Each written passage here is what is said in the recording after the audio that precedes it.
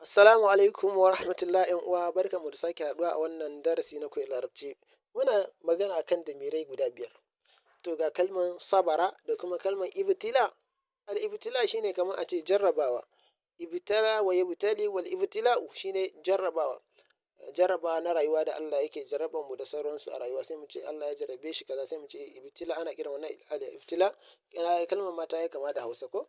Sai a ce to sabara alal ibtila'i, sabara alal ibtila'i ya yi haƙuri akan me jarrabawa da ta same shi. Huwa sabara alal ibtila wa hiya sabarat alal ibtila, ta yi haƙuri akan jarrabawa ko?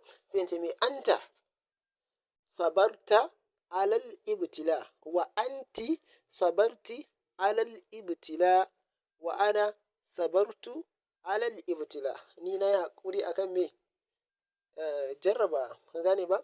Sabara yasbiru ko? Huwa sabara alal ibtila ya yi haƙuri akan jarrabawa.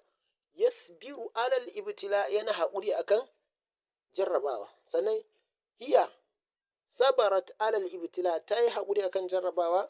Wa tasbiru alal ibtila'i tana haƙuri akan jarrabawa.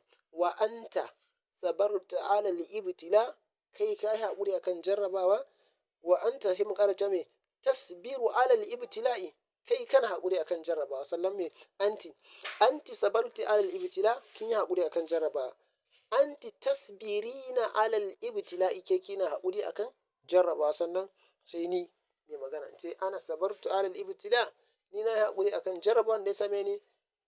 Ana asbiru alal ibtila'i ni ina haƙuri akan me jarrabawa. Mu haɗu a darasi na gaba.